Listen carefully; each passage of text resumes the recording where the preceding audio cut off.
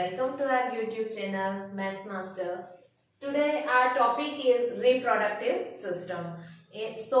इससे पहले आप सबसे एक निवेदन है कि अगर आपने हमारा YouTube चैनल सब्सक्राइब नहीं किया है तो सब्सक्राइब कीजिए और बेल आइकन को प्रेस कर दीजिए ताकि आने वाले सारे साइंस के और मैथ्स के वीडियो आपको नोटिफिकेशन के थ्रू मिल जाए. So let's start our topic, reproductive system. In this topic we will learn about reproduction in animals, organisms. Okay, so tell me what is the meaning of reproduction? Why do we reproduce?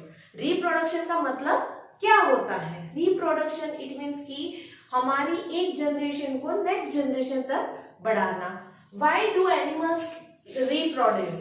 Animals जो होते हैं, human beings जो होते हैं, organisms होते हैं, वो reproduction क्यों करते हैं?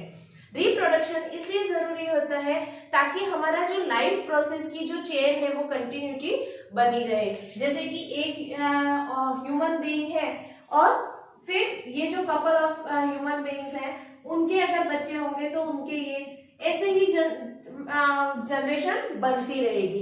लेकिन अगर सपोज किसी ऑर्गेनिजम्स ने, एनिमल्स ने रिप्रोडक्शन बंद कर दिया, तो जैसे कि आज लायन है, लायन अगर रिप्रोडक्शन करना बंद कर देते हैं तो नेक्स्ट जनरेशन को, लायन की जनरेशन खत्म हो जाएगी. आज वर्ल्ड में जितने लायन है उतने रहेंगे और आगे अगर रिप्रोडक्शन का सिस्टम खत्म हो जाता है तो नेक्स्ट जनरेशन हमारी जो आएगी वो लायन को नहीं देख पाएगी. जैसे कि डायनासोर्स, हम पढ़ रहे हैं कि हमने डायनासोर्स थे लेकिन हमने सुने नहीं है, उनको सिर्फ पिक्चर्स में देखा है. उसी तरह अगर इसलिए रिप्रोडक्शन जरूरी है कि लाइफ की जो चेन है उसकी कंटिन्यूटी को बनाए रखने के लिए रिप्रोडक्शन जो होता है वो जरूरी होता है.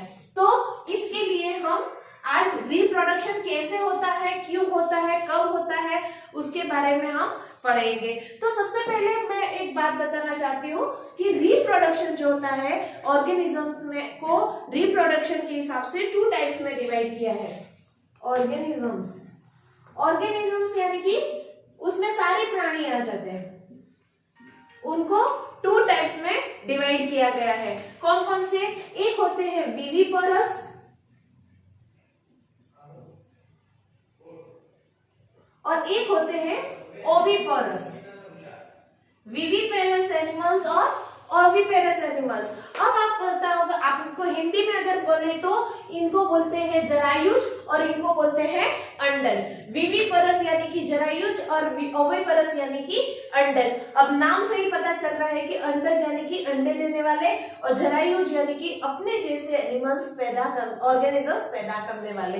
तो organisms which give birth to young ones, organisms which directly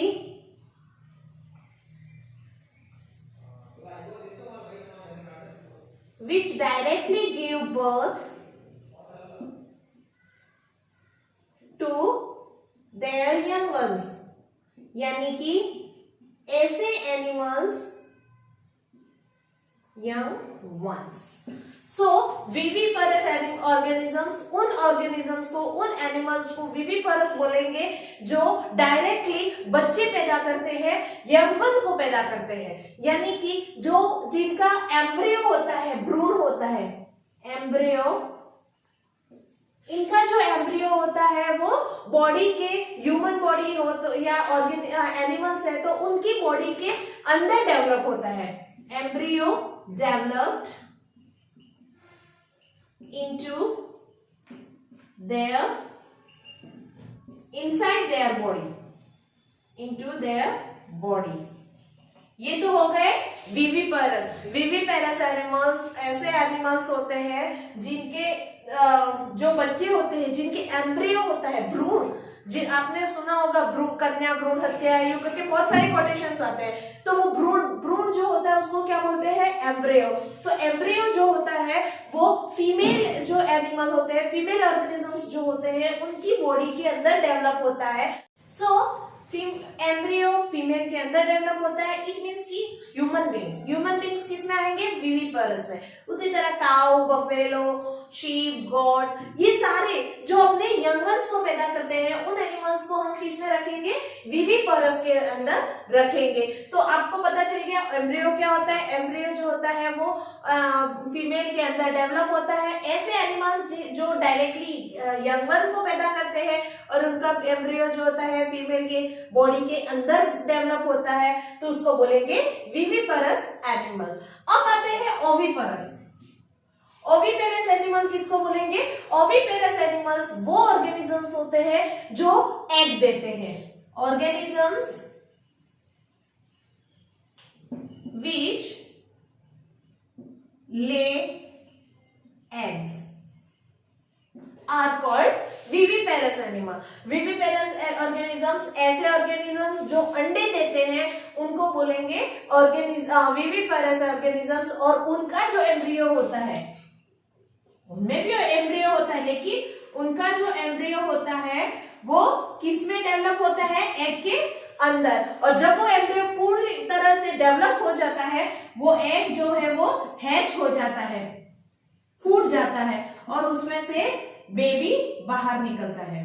तो यही तो हो गई ओविपारस की सीक्वेंस और ये हो गई विविपारस। विविपारस ऐसे ऑर्गेनिजम्स जो डायरेक्टली यंग वन को पैदा करते हैं और उनका एम्ब्रियो फीमेल की बॉडी के अंदर डेवलप होता है तो उसको बोलते हैं विविपारस एनिमल। और ऐसे ऑर्गेनिजम्स जो एग देते हैं, lay eggs, organisms which lay eggs are called viviparous organisms. इनका जो एम्ब्रियो होता है वो एग के अंदर डेवलप होता है और एग जब एम्ब्रियो पूरी तरह से जब डेवलप हो चुका होता है तो तब वो फूट जाता है, हैच हो जाता है और उसमें से बेबी बाहर आ जाता है। अब हम डिस्कस करेंगे एग्जांपल्स कि कौन कौन से एग्जांपल विविपारस के एग्जांपल्स होते हैं। Human being, cow, buffalo, dog, lion, cat, ये सारे जो जनरली हम देखते हैं। और ओविपारस ऐसे ऑर्गेनिजम्स होते हैं जो अंडे देते हैं और अंडे देते हुए कौन से आएंगे?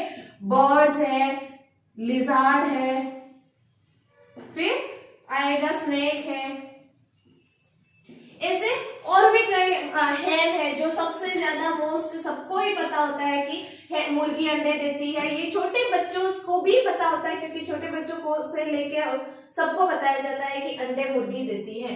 तो उसके साथ साथ ये भी ऑर्गेनिजम्स हैं जो अंडे ही देते हैं। तो यहाँ पे हमारा टॉपिक खत्म होता है कि ऑर्गेनिजम्स को रिप्रोडक्शन के हिसाब से कितने भागों में डिवाइड किया है, विविपारस और ओविपारस। अब आता है कि रिप्रोडक्शन होता कैसे है। रिप्रोडक्शन के हिसाब से हमने ऑर्गेनिजम्स को डिवाइड तो कर दिया, लेकिन अब उसकी प्रोसेस के बारे में पढ़ेंगे और उस प्रोसेस के हिसाब से उसकी दो प्रोसेस होती है और रिप्रोडक्शन के टाइप्स के बारे में हम पढ़ेंगे यहाँ पे। और उसके टाइप्स होते हैं रिप्रोडक्शन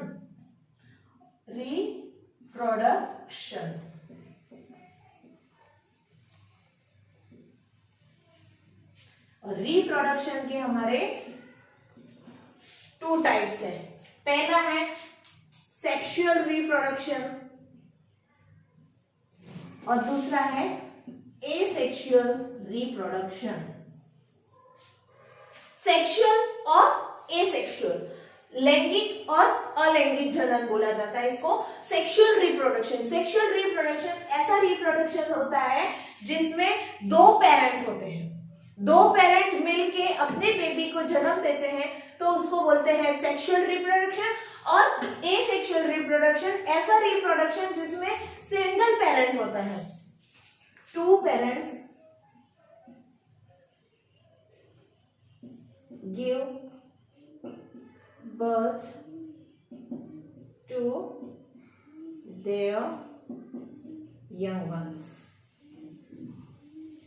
और इसमें क्या होता है, एसेक्सुअल रिप्रोडक्शन में 2 पेरेंट नहीं होते, उसमें होते हैं सिंगल पेरेंट। एक सिंगल पेरेंट होता है, एक ही ऑर्गेनिजम्स होता है और उसी से वो अपने नई जनरेशन को डेवलप कर देता है तो उसको बोलते हैं एसेक्सुअल रिप्रोडक्शन। और जिसमें 2 पेरेंट मिलकर अपनी नई जनरेशन को डेवलप करते हैं तो उसको बोलेंगे सेक्सुअल रिप्रोडक्शन। सो आज का हमारा मेन टॉपिक है एसेक्सुअल सेक्सुअल रिप्रोडक्शन, और उसमें कौन कौन से टाइप्स है, किस तरीके से होते हैं, कौन से एनिमल में कौन सा रिप्रोडक्शन होता है, ये सारी डिस्कस हम आज करेंगे। Topic is asexual reproduction.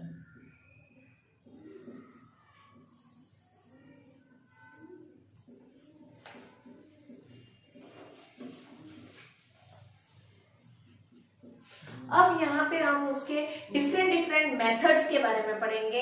अलग अलग मेथड से अलग अलग एनिमल ऑर्गेनिजम्स हैं जो अलग अलग मेथड से रिप्रोडक्शन करते हैं। तो कुछ मेथड्स हैं जिनके नाम मैं यहाँ पे लिख रही हूँ। सबसे पहला है फिजन।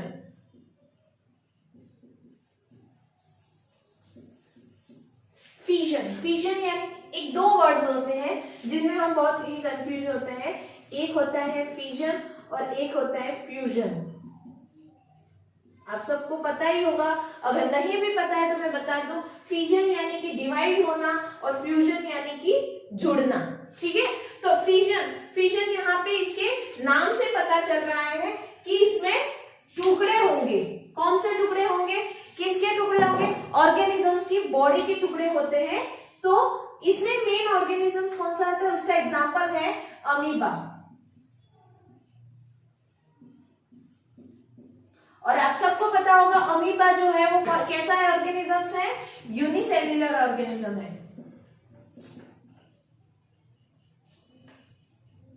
आप सबने सेल के बारे में पढ़ा होगा। सेल जो होती है वो हमारी बॉडी की स्ट्रक्चरल एंड फंक्शनल यूनिट होती है, और सेल के हिसाब से ऑर्गेनिजम्स को टू टाइप्स में डिवाइड किया गया है, मल्टीसेल्युलर और यूनिसेल्युलर ऑर्गेनिज्म। तो अमीबा जो है वो यूनिसेल्युलर ऑर्गेनिजम्स है। इसमें एक ही सेल होती है, पूरी बॉडी के अंदर एक ही सेल होती है। और ये मैं यहाँ पे डायग्राम बना रही हूँ। ये जो है वो अमीबा है।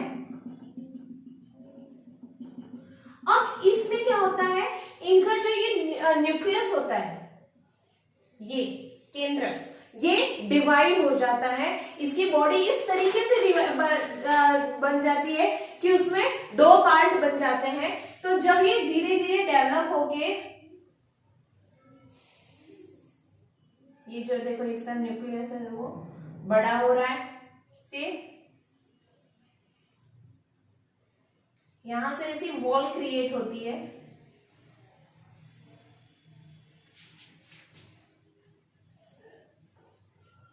और फिर लास्ट में जाके ये जो है वो दो अलग अलग केंद्रक बन जाते हैं इसमें, और दो अलग अलग अमीबा बन जाते हैं।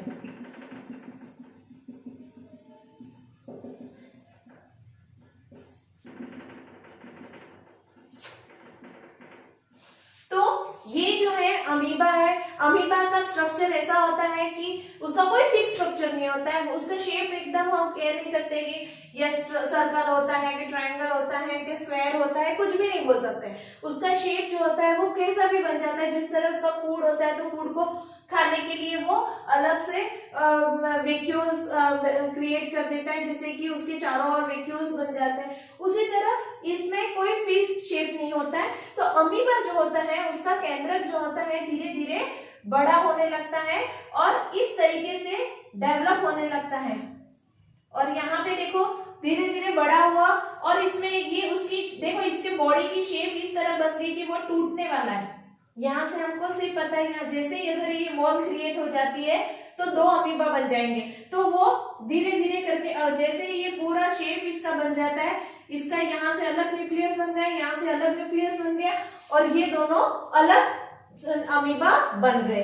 तो इस तरीके से एक ही अमीबा से दो अमीबा बन गए। इस मीन्स कि उसने रिप्रोडक्शन कर लिया और अपने जैसा एक नया अमीबा बना दिया। तो ये हो गया इसका फिजन। फिजन यानी कि टूटना, फ्यूजन यानी कि जुड़ना, फिजन यानी कि टूटना, कि उसकी सेल जो है, ये सेल इसकी है, उसमें डिवीजन होता है और सेल के अंदर डिवाइड कर करके वो, और ये तो जो अमीबा है फिर से अपने अंदर, फिर ये अमीबा है तो इससे दो अमीबा बनेंगे और इससे दो अमीबा बनेंगे। उसी तरह अपने एक अमीबा से हमेशा दो अमीबा बनाए रखते हैं। तो इस तरीके से ये अपना रिप्रोडक्शन की प्रोसेस कंप्लीट करते हैं। सो यहाँ पे हमारा एक टॉपिक क्लियर हो गया, फिजन। अब हमारा सेकंड, अब सेक्सुअल रिप्रोडक्शन की सेकंड मेथड होता है फ्रेगमेंटेशन।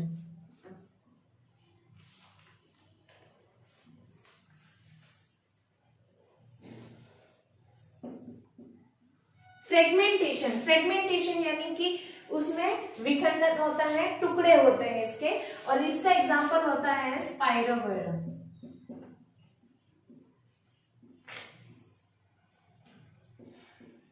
स्पाइरोगायरा। इसमें क्या होता है कि कोई एक एनिमल होता है, ऑर्गेनिज्म होता है, जिसके दो टुकड़े हो जाते हैं। दो टुकड़े होने के बाद वो वापस से दोनों ही टुकड़े नए अपना डेवलप करके नया बन जाता है। जैसे कि यहाँ पे देखो एक स्पाइरोगायरा बता रही हूं मैं।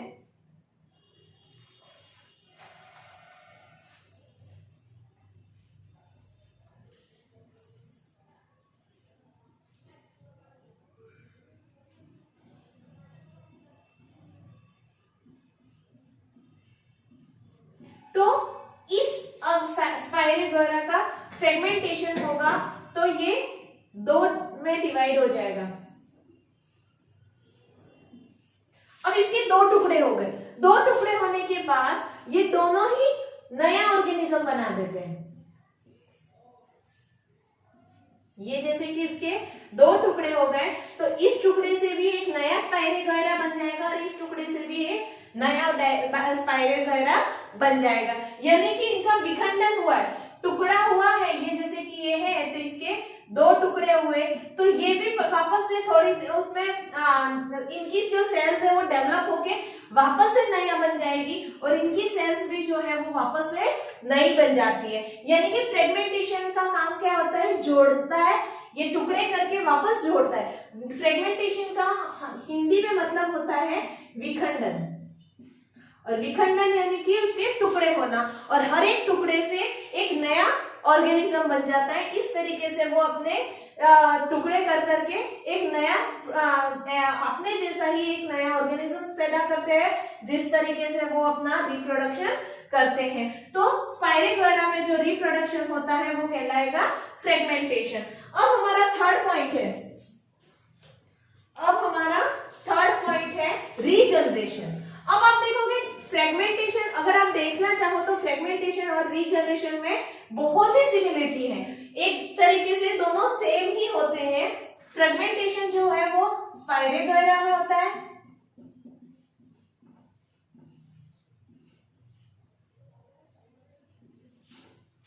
और रीजनरेशन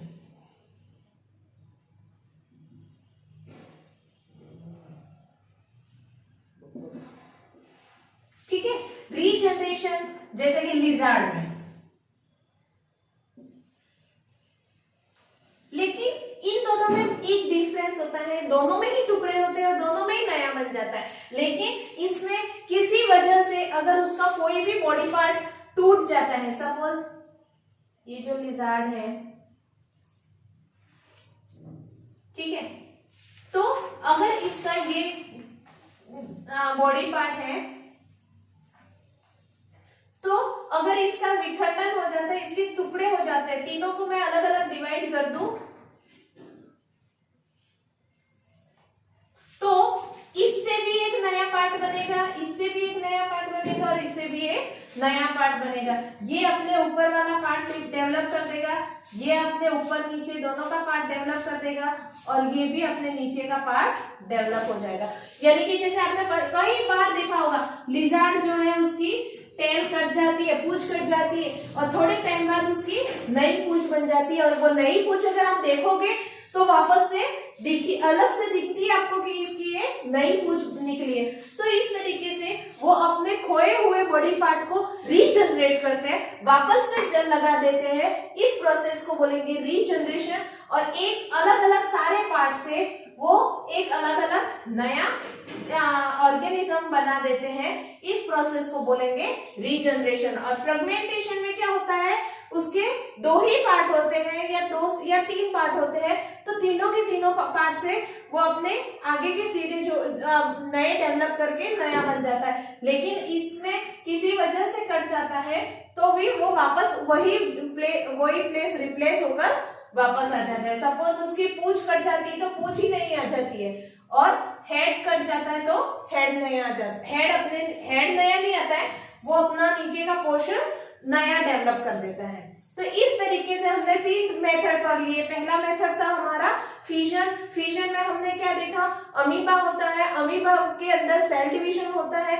और वो सेल धीरे धीरे डेवलप होके 2 सेल में डिवाइड होती है, डॉटर सेल्स में, और वहां से एक अमीबा से 2 अमीबा बनते हैं। सेकेंड हमारा था फ्रेगमेंटेशन। फ्रेगमेंटेशन में स्पाइरोगोरा में होता है, उसमें उसके बॉडी के 2 पार्ट हो जाते हैं, दोनों टुकड़ों से एक नया अपना ऑर्गेनिज्म बन जाता है। और थर्ड है हमारा रीजनरेशन। रीजनरेशन में हर एक बॉडी पार्ट से एक नया ऑर्गेनिज्म बनता है और वो नई तरीके से अपने आप को रिप्रोड्यूस करता है। अब हमारा 4th पॉइंट आता है बडिंग।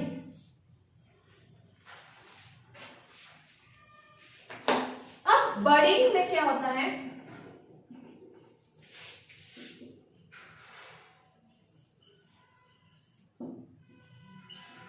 बडिंग की प्रोसेस किसमें होती है, हाइड्रा में।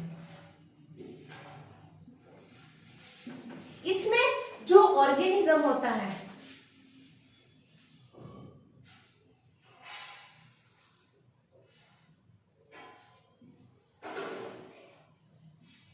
उसकी बॉडी पे एक छोटा सा आउटग्रोथ होती है। जैसे कि ये हाइड्रा है, ठीक है, ये तो हाइड्रा है और हाइड्रा की बॉडी पे छोटा सा यहाँ पे कहीं भी एक आउटग्रोथ होती है और वो आउटग्रोथ धीरे धीरे करके डेवलप होती है।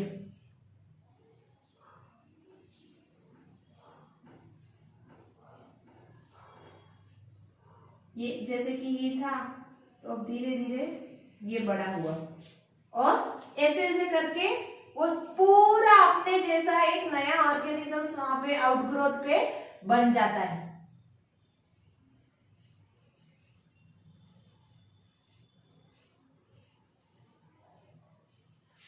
और फिर जैसे ही वो पूरी तरीके से डेवलप हो जाता है, वो अपनी मदर सेल से, मदर ऑर्गेनिज्म से कट हो जाता है, अपने पेरेंट से कट होके एक नया ऑर्गेनिज्म बना देता, अपने आप को अलग कर देता है और डेवलप हो जाता है।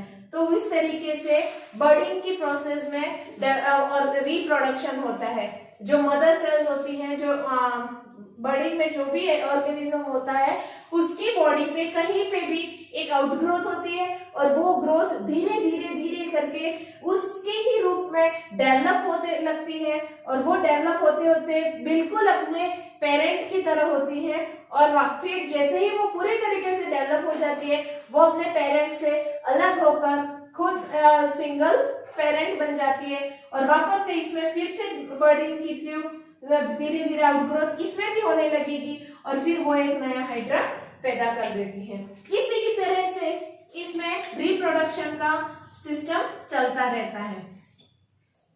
तो इस प्रोसेस को हम क्या कहेंगे, बर्डिंग।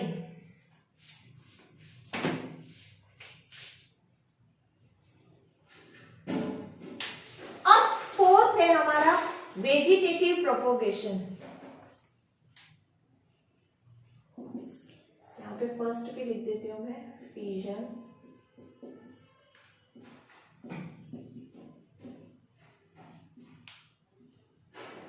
Vegetative propagation.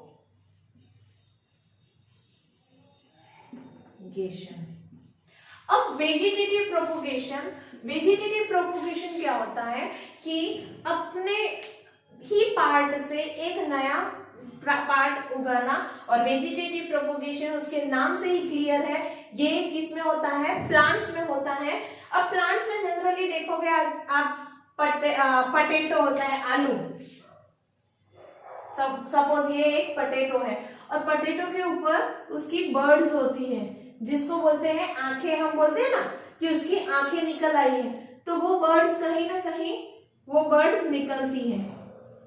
और जब पटेटो को उगाया जाता है, जनरली प्लांट्स को उगाने के लिए क्या चाहिए होता है, सीड की जरूरत होती है, लेकिन वेजिटेटिव प्रोपोगेशन के अंदर जो भी प्लांट्स आते हैं वो अपने ही बॉडी पार्ट से एक नया प्लांट डेवलप करते हैं, जिसलिए उसको बोला जाता है वेजिटेटिव प्रोपोगेशन। और आलू में यहाँ पे जहाँ पे बर्ड निकल आती है ये जो पोर्शन है उस पोर्शन को काट दिया जाता है, और जब जमीन में आलू की खेती को बोया जाता है, आलू बोए जाते हैं, तब इन पॉइंट्स को, इन पार्ट्स को जमीन के अंदर डाल दिया जाता है, और फिर वापस से नए आलू उगते हैं। उस आलू का पेड़ पूरा जो भी प्लांट उगता है, उसका पौधा उगता है, तो वो नीचे फिर उसके अंदर उगने लगता है। और ये आलू क्या है, एक तरह का स्टेम है।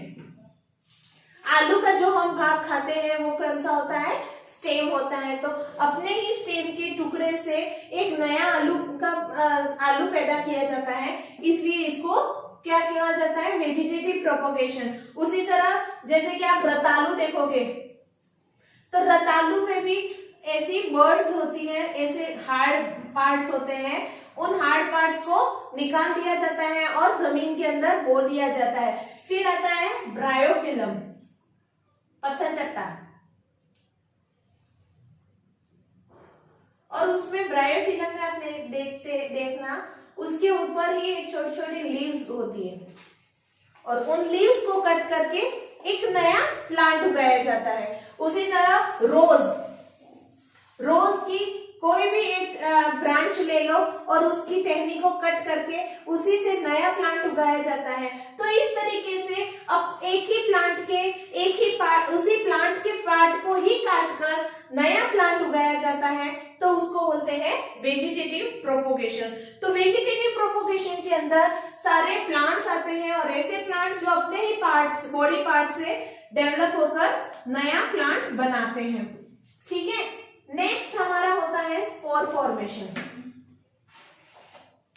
वेजिटेटिव प्रोपोगेशन में मैं एग्जांपल लिख देती हूँ, पोटैटो एंड ब्रायोफिलम।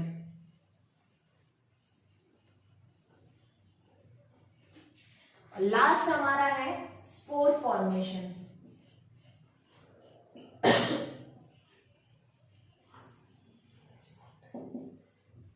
समझ में आ रहा होगा आपको स्पोर फॉर्मेशन। अब स्पोर फॉर्मेशन किसमें होता है, ये तो हमने कभी नाम सुना ही नहीं। तो आपके घरों में देखना, अगर आप ये एग्जांपल आप करना चाहो तो आपके घर में वेजिटेटिव प्रोपोगेशन भी आपने देखा ही होगा। आलू घर पे आलू की आंखें निकल आती है, बर्ड्स निकल आती है, वो ही कहलाती है। और स्पोर फॉर्मेशन भी आप घर पे कर सकते हो। एक ब्रेड लेके, एक एक्टिविटी होती है, एक ब्रेड लेके ब्रेड के ऊपर थोड़ा सा पानी डाल दो और 2 या 3 दिन के लिए उसको एयर टाइट डब्बे में बंद करके रख दो, तो उसके अंदर क्या जम जाएगी, फंजाई, फूफूंद जम जाएगी, कवक जम जाएगी, और ये फूफूंद जो है वो ही स्पोर फॉर्मेशन के थ्रू बनती है। तो स्पोर फॉर्मेशन में क्या होता है, ब्रेड मोल्ड आता है, फिर आता है उसमें ये सब ब्रेड मोल्ड होता है। तो इसके अंदर छोटे छोटे छोटे छोटे स्पोर्स बनना शुरू होते हैं।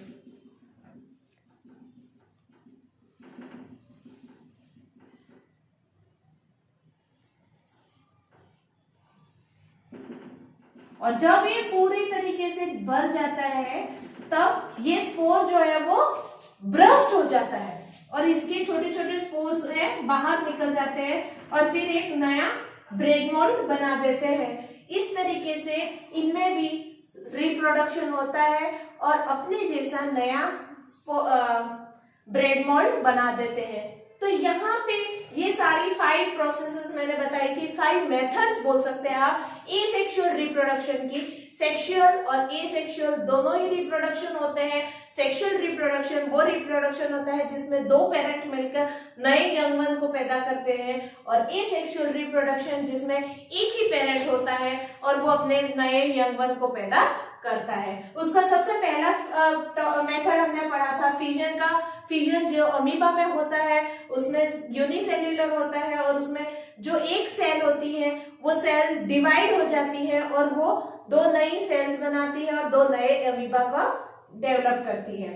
फिर आता है फ्रेगमेंटेशन। फ्रेगमेंटेशन स्पाइडर वगैरह में होता है। एक एक एग्जांपल में सबका बता रही हूँ। बहुत सारे ऐसे है कि सिर्फ स्पाइडर वगैरह में नहीं होता या फिर अमीबा में नहीं होता। फ्रेगमेंटेशन में स्पाइरो वगैरह जैसे और भी ऑर्गेनिजम्स होते हैं, उनमें उनकी बॉडी के 2 पार्ट हो जाते हैं और दोनों ही पार्ट से एक नया ऑर्गेनिज्म डेवलप हो जाता है। फिर आता है रीजनरेशन। रीजनरेशन यानी कि पुनरुत्पादन। और रीजनरेशन में उनमें क्या होता है, लिजार्ड इसका एग्जांपल है, और इसमें कोई भी पार्ट उनका बॉडी का कोई भी पार्ट टूट जाता है या कट जाता है तो वो नया डेवलप हो जाता है। इस तरीके से वो अपना रिप्रोडक्शन करते हैं। फिर आता है बर्डिंग। बर्डिंग में अपने ही बॉडी पर एक आउटग्रोथ होती है और वो आउटग्रोथ धीरे धीरे धीरे अपने मदर के जैसे ही पूरी तरह से डेवलप हो जाती है और फिर वो एक नई अपने जैसा ऑर्गेनिज्म बना देते हैं। इसका एग्जांपल है हाइड्रा। फिर आता है vegetative propagation. Vegetative propagation plants में ही होता है और वो अपने ही प्लांट के पार्ट से नया प्लांट पैदा करते हैं। जैसे कि पोटैटो में उसकी बर्ड्स होती है, आइज निकल आती है और उन आइज को हम जमीन में बो के वापस नया पोटैटो का प्लांट उगाते हैं। फिर आता है ब्रायोफिलम पत्थरचट्टा, उसकी लीव्स के ऊपर ही नई लीव्स बन जाती हैं तो उससे भी नया प्लांट बनाते हैं। लास्ट और था हमारा spore formation. Spore formation bread mould में होता है। ब्रेड मोल्ड में पूरा स्पोर का एक स्पोर बन जाता है और स्पोर के अंदर छोटे छोटे कण होते हैं और ये जब पूरी तरीके से बढ़ जाता है वो ब्रस्ट हो जाता है और एयर में मिक्स हो जाता है। ये छोटे छोटे स्पोर जो है वो एयर के थ्रू, वाटर के थ्रू, बर्ड्स के थ्रू अलग अलग जगह पे लोकेटेड हो जाते हैं और लोकेट होने के बाद वहां पे वो एक नया ब्रेड मोल्ड बनाते हैं। इस तरीके से वो अपने ही कम्युनिटी को, अपनी ही जनरेशन को आगे रिप्रोड्यूस करते हैं। तो यहाँ पे हमारा एसेक्सुअल रिप्रोडक्शन खत्म हो गया है। अगर आपको मेरा वीडियो पसंद आया है तो ज्यादा से ज्यादा लाइक कीजिए, शेयर कीजिए